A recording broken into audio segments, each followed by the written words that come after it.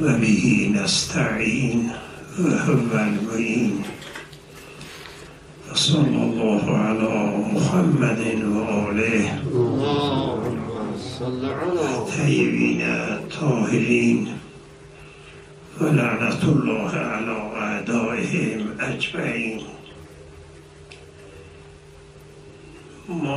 حرف ما در مقابل علامه گفتیم که ادعای فرع انزال تنزیل نه لغت مساعده نه استعمالات قرآنه، اما لغت را دیروز کاملا، یعنی از اونهایی که اهل فن نقل کردیم که اونها گفتن که نزل انزل نزل علی معنا واحد.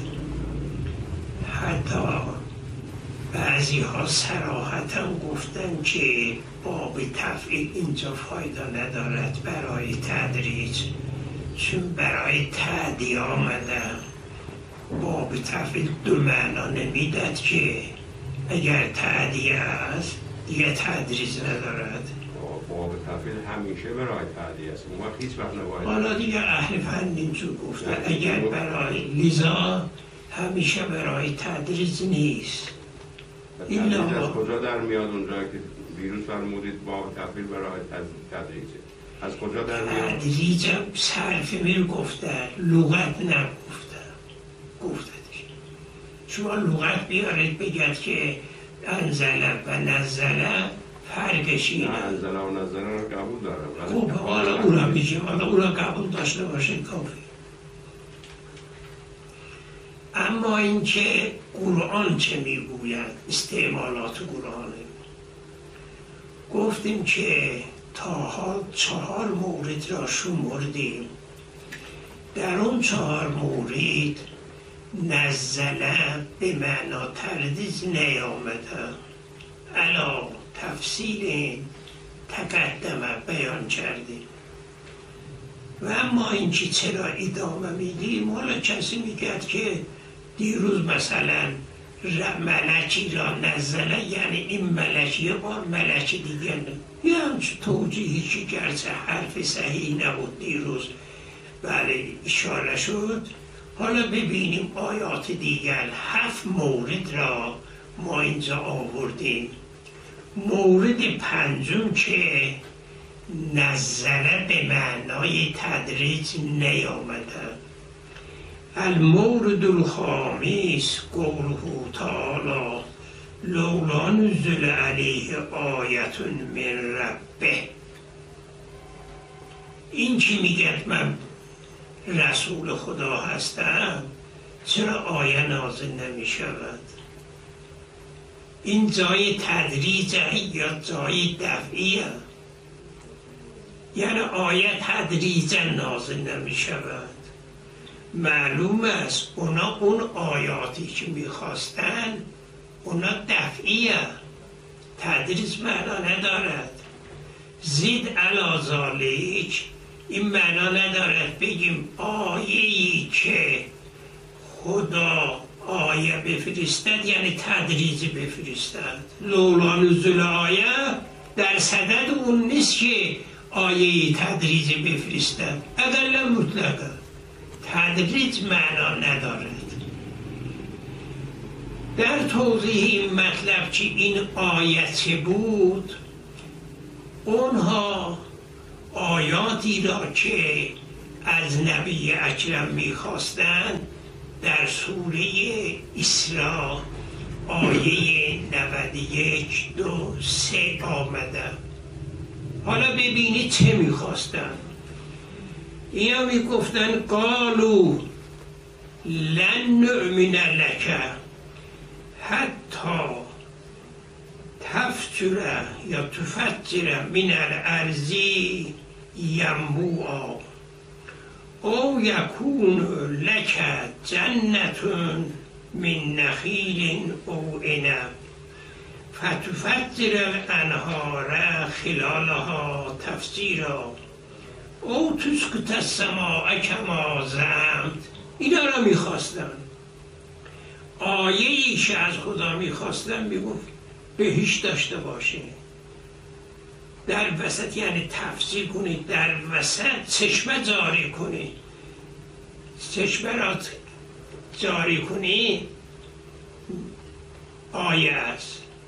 یا از خدا میخواستن که باقی همچنین داشته باشی، یا تسکته چی صفم من السما، اینا را میخواستن. اینا را هر کدام ملاحظه کنید تدریجی نیستن. اینا هر یکی امر غیرت. و الا اگر بگید باقی را بکنی، تا بکنی، آب جاری کنی، نخل را درست، او را که نمیخواد. میگه ما شب بخوابیم صبح ببینیم شما رسول خدا یه باغ مفصلی داره که در وسطش. اینا همچون چیزی را که هر یکی اینها به معنای تدریج مفهوم ندارد. از آسمان تیکه‌ای بیفتد یا اینکه کتابی که ما بخوانیم. اینا میخواستن او یکون لک بیتون من زخرف، اینا ماشاءالله 5-6 چیز همش دفعیه، تدریجی معنا نداره. نسبت به هم دیگر تدریجی باید باشه. بله خوب مطالعه میکنه انشاءالله. علامه طباطبایی گفته که اینا بله نسبت به دیگری تدریجیه، یعنی هفته یکی را امروز میارد، اون دیگری را فردا میارد. واقعا از علامه که ما میگیم علامه خیلی عجیبه. قرآن اونی که میخواد او یکی از اینا میخواد بسن او تفجر الارض او تسکت من السما. او معنا ندارد تدریجی. 7 چیز میخواد، میگن یا بگیم اینا یاها تدریجی هم. این است که علامه طباطبایی اینجا عرض میشود کم مرحمتی میکند، چون جواب ندارد. اینا تدریجی نیست. من بله سابق که یادداشت داشتم، این کشافی که اصل دیروز و پریروز بود گفتیم اصل انزال تنزیل فرقش از کشاف که به این آیه میرسد، میگه اینجا نزله به معنا انزل استعمال شده. هنوز نوبه نرسیده علامه، اونجایی که علامه هم پس میگیره حرفش. اینجا نوبه کشاف میگه که بله الآیه تدل علی انهم اقترحوا علیه السلام نزول آیه من ربه و من المعلوم انهم ما اقترحوا آیه تدریجا بل طلبوا آیه دفعیه ولذا قال الکشاف نزل به معنا انزل است. ما دیروز و پریروز روزهای قبل دیروز هم اشاره کردیم اصل این حرف ظاهرا از کشاف اینجا پس گرفته حرفش تا علامه ببینیم کجا پس میگیرد. و این ابیت انزالیک فنقول این الآیه لا نظر لها الی التدریس. اصلا آیه در مقام این است که خدا قدرت دارد که تو میگه پیغمبر آیه بیار تدریجی، نه تدریجی نه دفعی، پس چرا تدریجی آوردم؟ فتحسر من تمام ذالک، این آیه از خدا که میخواد این به معنای دفعی تدریجی معنا نداره. و من هنا یعلم انما افاده العلامة الطباطبایی فی قوله تعالی نزل و ینزل من مشددین من التفعیل دلالة علی انه اقترحوا تدریجیه. اینجا گفته چرا او آیات کثیره نزلت واحدتا بعدا. اینا میگفتن این را بعد ما گفتیم بابا این معنا ندارد، این هفته او است، او دیگه معنای تدریجی نداره. بیایید بگو چی صفحه من السما را تدریجا. این آیه اول آمد خفه میشه دیگه، دومی نمیخواد که. این است که ما خیال میکنیم اونی که به ابتداءً کش را فهمیده آیه به معنای نشانه است. نشانه یه بار نازل میشود دیگه 2 بار 3 بار ندارد. و این که بگیم اینا تدریجیه، اینا با او عطف شده، معنا ندارد. کما یدل علیه ما حکی من اکتراهم فی مواضع اخر من کلام. این 7 تا اینجا شمرده علامه. ما تعجب میکنیم این او است، او معناش اینه یکی باشد کافیه، پس تدریج معنا ندارد. خب اینم مورد پنجم که حرف تفصیل دارد که احتیاج ندارد با این بیان. اما مورد ششم، اونجا هم نزله به معنای دفعی آمدن. قوله تعالی و قال الذین کفروا لولا انزل علیه القرآن جملة واحده. این آیه معناش چیه؟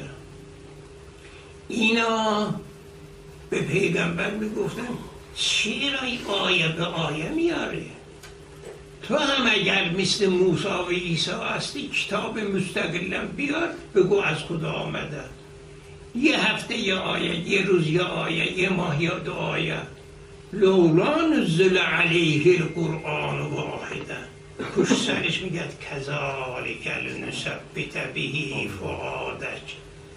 توجه فرمودید این آیه صریح در این است که و معنا جملة واحده،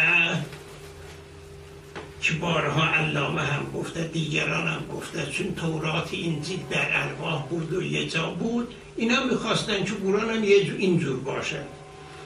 و معنا جملة واحده ان یکون مکتوبا، این قرآن مثل تورات و انجیل المکتوب فی الارواح.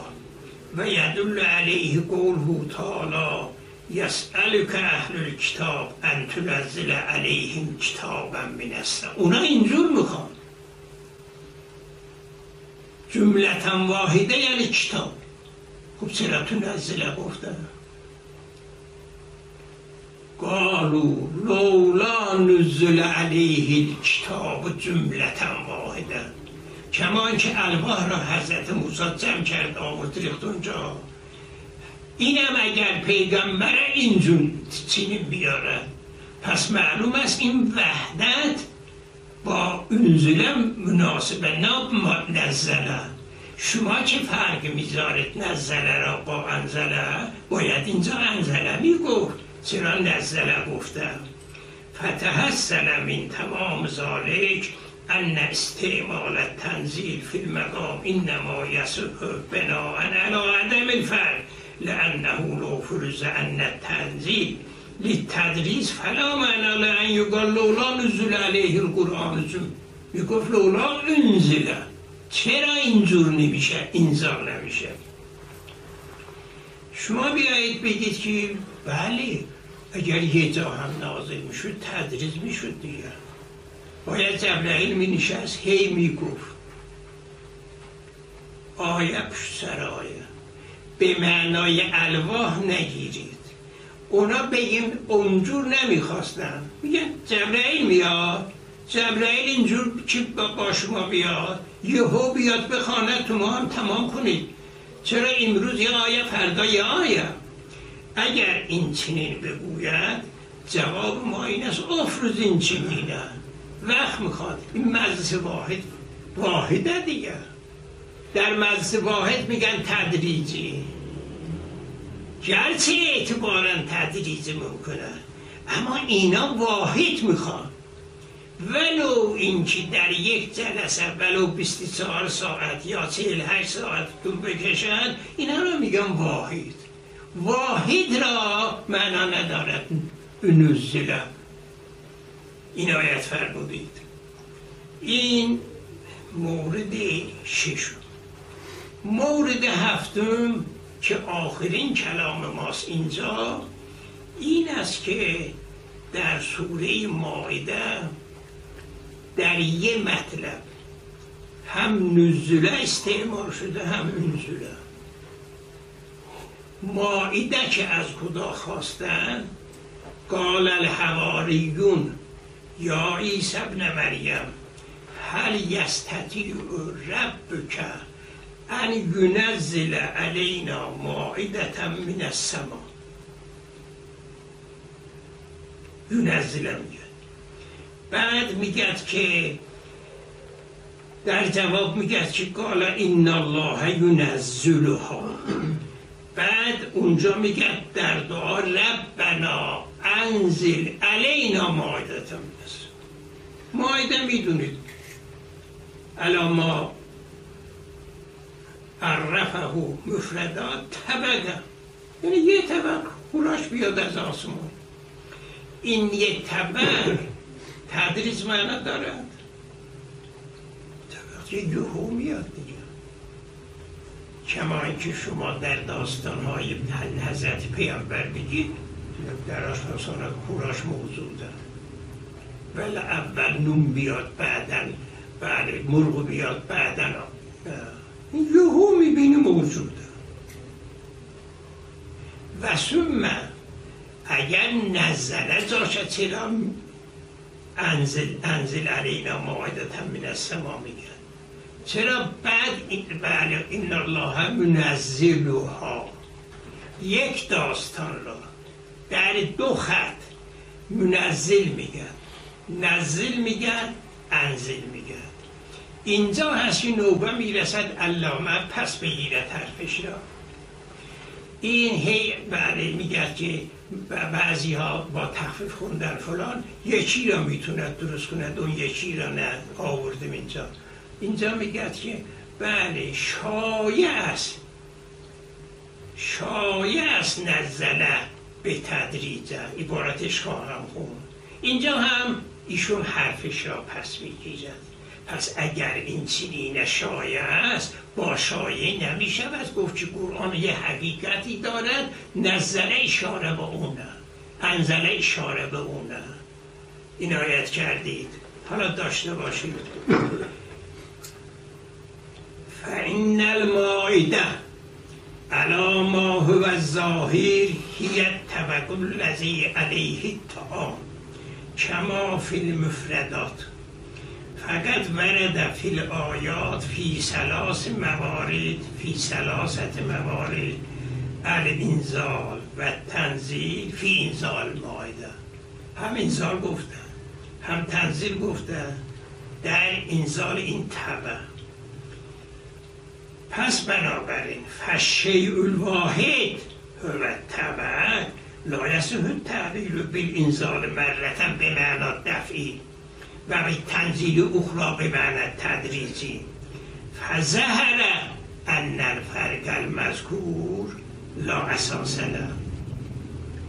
هذا باید بگیم علامه مرحومم اینجا حرفش را پس میگیرد مع ان کلام العلامه فی ذیل الآیه یدل علی بدوره عن الفرق المذکور الذی یبنی علیه فی حل الاشکال. چه گفته؟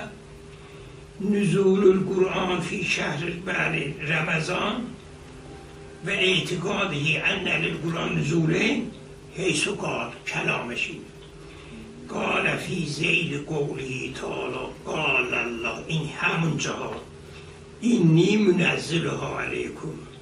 اولا گفته قرأ اهل المدینه و شام و عاصم منزلها بالتشدید ولی باقون منزلها. میخواد این جمله را میخواد تصحیح کنه منزل خونده چون طبق منزله علی ما فی المسمع و تخفیف بله و تخفیف اولا اینجا میگه تخفیف اولاست. چرا؟ لأن الانزال هو الدال علی الدفعی علی نزول الدفعی و کذالک نزلت المائده فاما تنزیل فاستعماله شایع. اینجاست که کلامش را پس میگیرد. در اسراء آیه عرض می شود 113 هست یا 32 هست، اونجا میگد که بله فاما تنزیل فاستعماله شایع. اونجا که در آل عمران بحث کرده گفته فرق اینه، این دلالت میکند که قرآن به تمام شب درد نازل شده یه معنای دیگه، اما اینجا که میرسد دیگه عاجزه. وقتی عاجز شد میگه شایع اینه، یعنی کثیر ما با کثیر ما یعنی غیر کثیر هم دارد، اینجا غیر کثیره، اما آیات دیگری که هست اونجا دلالت نه، این اصلا خودش پس میگیرد این فرق را. فاستعماله شایع انما هو فی النزول تدریجی کما تقدم مرارا. تو گفتی که معناش تدریجیه، اینجا بگید معنا تدریجی نیست، بعضا تدریجه منتها شایع است، غیر تدریج هم میشه. پس با این میشود دلیل آورد که فرق است بین انزال و تدریج. انصاف این است که و انت ترا صراحت کلامه فی شیوع استعمال تنزیل فی تدریج لا ان معناه ذالک اساس بحثش ایشون اینه، ما انه قال فی ذیل قوله تعالی شهر رمضان الذی انزل فی القرآن، گفته که الفرق بین الانزال و تنزیل اینه ان الانزال دفعیون و تنزیل تدریجیون. شما اینجور گفتی، اما چند جلد دیگه که 3-4 جلده اونجا آمدی حرفت را پس گرفتی. پس هم کشاف حرفش را پس گرفته، گفته که اینجا در آیه 5 در ما گفت اینجا به معنای غیر تدریجیه. ایشون هم اینجا پس مواردی که استعمال شده یه بار تدریج یه بار غیر تدریج، یظهر من کلامهما ان الفرق بین الانزال تنزیل غیر فارقین، نمی شود نتیجه گرفت. هذا اجمال الکلام. در اینجا ما در صددی نیستیم که انزال تنزیل فرق دارد یا نه. ایشون میگه فرق دارد، ما تا اینجا گفتیم که فرقی ندارد. چرا؟ هم لغویون گفتن ما چی؟ بله نمیتونیم در لغت عرب رأی صادر کنیم. اونایی که کار کردن زحمت کشیدن از قاموس نقل کردیم. قاموس میگم میرفت بیابان، از افراد عادی حرف نمیگرفت، یعنی اونی که قاطی نشود با استعمالات با عجم با فلان فلان، لذا لخت اونی که طبیعتا حرف میزد از اونا بگیرید، اون اینجور فرق نمیذارد.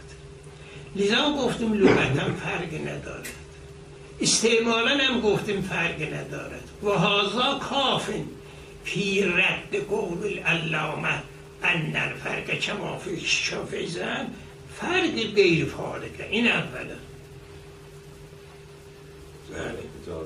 بله. حضرت عالی دیروز اساس بحث را فرق انزال و تنزیل فرمودید هست. نگفتیم اساس، گفتیم کل اساس. لذا 7 آیه را دلیل میارد، اونا بحث میکنیم. اول خودش انزال و تنزیل فرق گذاشتن. از اینجا که رد شدیم دیگه خیال ما راحت است که انا انزلنا چطوره، نزلنا چطوره، از اینها ذهن ما آرام. بنابر این که قرآن تدریجا نازل شده. فرق پیغمبر با اونای دیگر نسبت به علوم قرآنی چی بود؟ یعنی تا آیه نازل نشده پیغمبر چند نه دیگران میدونستن چه خبره نه پیغمبر میدونست. بله میامید یکی از بناس پیغمبر یعنی در 23 سال کامل شده پیغمبر علمش. بله. یعنی اینجوری میشه گفت بله پیغمبر چیزهایی که نمیدونست نه کل قرآن را عرض میکنم باشه احکام قرآن احکامش همه معارف قرآن همش یعنی تا آیاتی که راجع به اوصاف خدا نازل شده بود پیغمبر نمیدونست. نه میدونست اونا را خواهیم گفت. علامه محقق میدونست. ما میگیم نمیدونست. اگر میدونست فرقش چی بود؟ میدونست چرا خودش زحمت میانداخت؟ خدا میگه تاها ما انزلنا القرآن، یکی از مفاهیم قرآن ما انزلناست. در سوره مریم ظاهرا اونجا میگه که ما ننزل، ما خود ما نازل نمیشیم. پیغمبر میگه جبرائیل چرا دیر کردی؟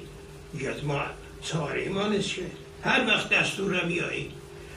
پیغمبر از خودش حرف نمیزند، لذا میگه این هی الا وحی یوها. اگر سوال میکردن منتظر وحی میشد. لذا بعض اوقات یه جا سوال میکردن، لذا روایت آیه دارد که حین وحی مطلب را سوال کنید.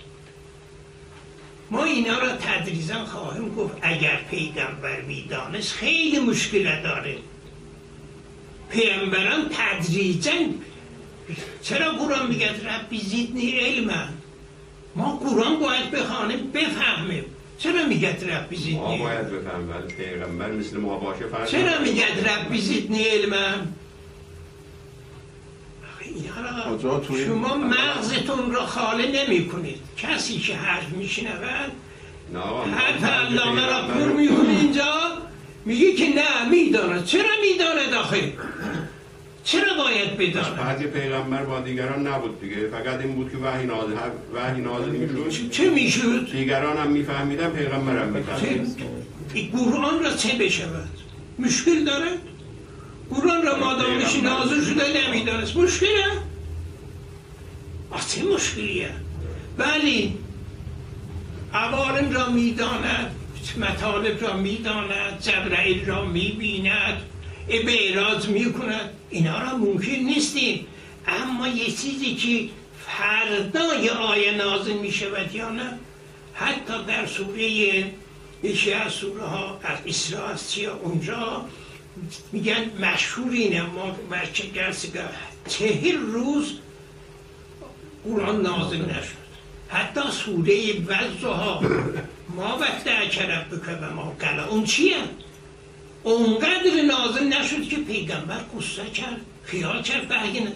اینا را شما یه چیزی را ذهنتون پر میکنید میگید نمیشه. چرا نمیشه؟ اینا چرا نمیشد را بذاریم کنار، قرآن را بخوانه. قرآن میگه میشه.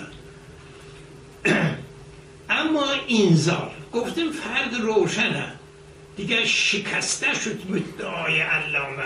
هم خودش پس گرفت، هم منشأ کلامی که کشف بوده اونم پس گرفت. اما جا دارد شما بگید انزال پس دفعیه. این جواب این که انزال دفعیه تردیزی نیست، یه مقدار مشکله. چرا؟ چون علامه یه تزی دارد، یه حربه‌ای دارد. اون این است که حربه تدریجیه. ما یه آیه بگیم که عذری ایشون پیش نیاد، نتوند حرف را بزند. اون یه آیه شریفه است در قرآن. و انزلنا من المعصرات ماء ثجاجا، از آسمان آبی را انزال کردیم. این انزلنا در تجدید استعمال شده. چرا؟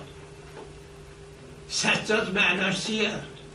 سجاد هی بیاد تدریجا. چون آسمان یهو که زمین پر نمیشه، زمین سیراب نمیشه. 24 ساعت باران میاد 24 میلیمتر میشن. این تدریجا نه، این ما با این همه انزلنا گفتن و خودش هم قید دارد که سجاجا تدریجا، اگر به اعتبار مضمون بود سجاج منافات دارد. شما به اعتبار اینکه ما از پایین میبینیم سجاجا دیگه، اون از بالا که میاد یا آقا گفته بود یه اشکال کرده بود، گفته بود اونم یه وچیز ببخشید. و ما هازا فقط وردت فی القرآن آیات مستقبلت انزال فیها فی مقام التدریج نشیر الی بعضها منها قوله تعالی و انزلنا من المعصرات ماء، از ابرها، ابر معصره این فشار میده تدریجا میاد. این ماء، ما یعنی ماء دریا نه، این قطراتی که پشت سر هم و سجاد کما فی المجمع ای سبن، بله ای سبابن دفاعا فی انسبابهی و قیل مدرارن، بله و قیل به معنای مدرار مجاهد گفتم، و قیل متتابعا یتلو بعضه بعضا انقطاعا و فی تفسیر القمی ما سجاجا سبا هی یعنی تدریجا میاد، تدریجا را انزلنا میده. ولی عرفا میگن یه دفعه باران آمد. من با عرف کار ندارم. یه دفعه چی میگه؟ یه دفعه باران میگن آمد. انسان فقط یه بار عرفی نیست، اون از دهات آمده. یه بار باران آمده. خود حضرت علی هم یه بار من نمیگم. من چی گفتم؟ اینجا آقایان فهمد. الان عرض میکنم، الان فرمودید که چند دقیقه قبل اگر جملتا واحدتا قرآن 24 ساعت هم طول میکشید، 48 ساعت هم طول میکشید، چی بود؟ الان خودتون راجع به قرآن فرمودید. یه مجلس، یه مجلس فرمودید، یه مجلس دفعیه. اونا در جواب اونها گفتیم، اونا میگن که جملتا واحده، اگر کسی بگوید جمله واحده را به عنوان مجلس میگن. این دلیل نمیشه من میگم آسمان تدریجا آبش میاد یعنی شما بگیدین، اصلا این مفهوم ندارد.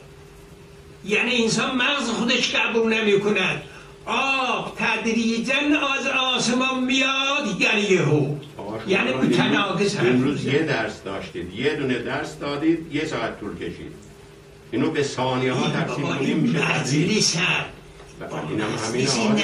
با قید تدریج نمیشه. هر چیزی به اعتبار خودش. و منها قوله تعالی لو انزلنا هذا القرآن علی جبل لرأیته خاشعا متصدعا عن خشیة الله. اینم دومیه. اینجا انزلنا چیه؟ لو انزلنا هذا القرآن یعنی این قرآنی که به شما نازل کردیم، کفار مشرکین میگه شما ایمان نیاوردید، اما به کوها نازل میکردیم متلاشی میشد.